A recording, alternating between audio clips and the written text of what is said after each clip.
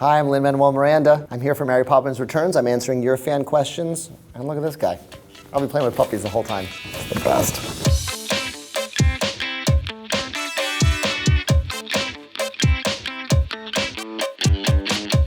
Oh, I'm excited for audiences to see the continuing adventures of Mary Poppins, to see Michael and Jane Banks all grow up, and Mark Shaman and Scott Whitman's incredible songs. I feel like the best thing they did was get the biggest super fan of the original film, Rob Marshall, to direct it, because I think that everything in here will make fans of the original very, very happy.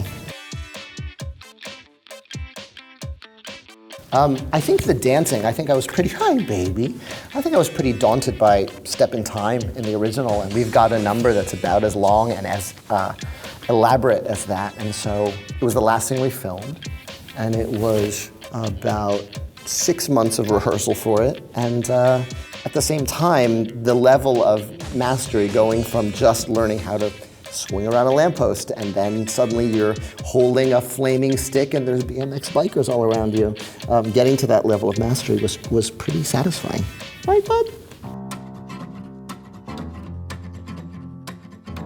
Oh, they're totally different skill sets.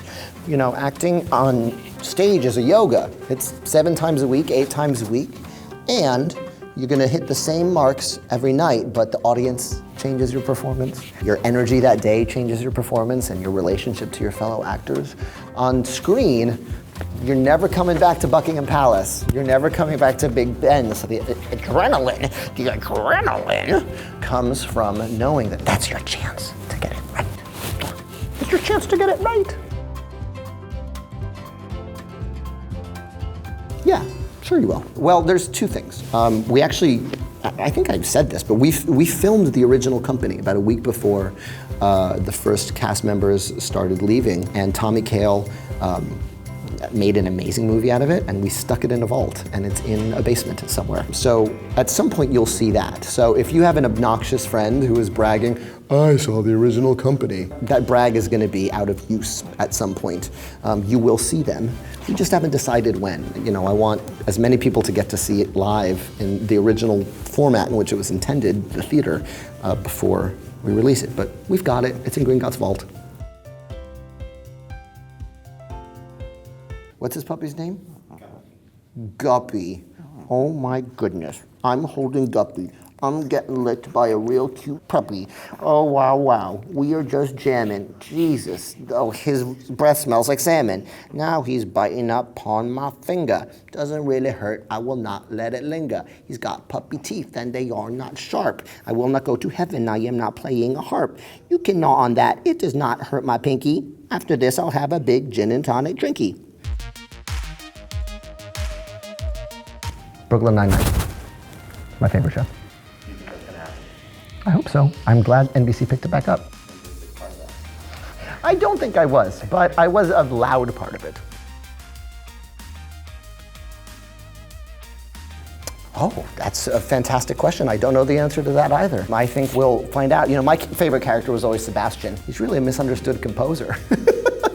Everyone forgets that, but he's the court composer, and suddenly he's babysitting the 16-year-old, and man, that is so relatable for me. You know, we're still very much in script development phase on Little Mermaid, so if there needs to be a new song, I'm happy to write lyrics for Alan Menken.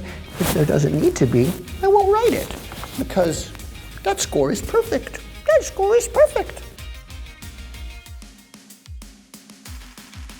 I don't think I'm going to tell you the answer to that, because I would want to surprise you. Yeah, thanks. Total eclipse of the heart, and or I would do anything for love, but I won't do that. It's very indulgent to take the mic for 7 minutes.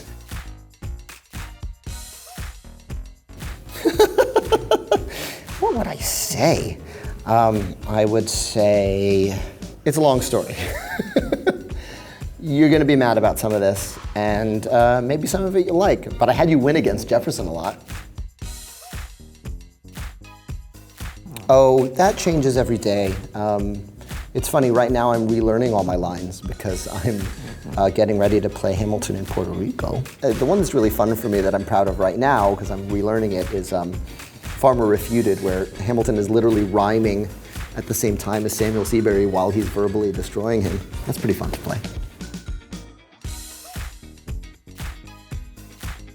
I'm much more zen about Rejection because now I've been on the other side of the auditioning table and I realize how little of it has to do with your talent and how much of it has to do with the very specific needs of that casting director or that director in that moment. And so you can't take it personally because you might be the wrong height.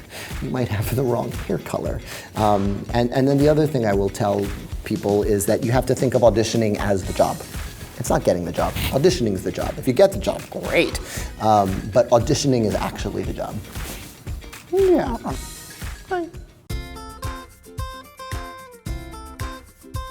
No, I don't at all. I remember I rhymed it with my uncle, he's a janitor. That was one where the creators of the show basically wrote, and then Lin does an incredible rhyme, an incredible 16 bars about Canada and rhymes it perfectly, and left it up to me to write.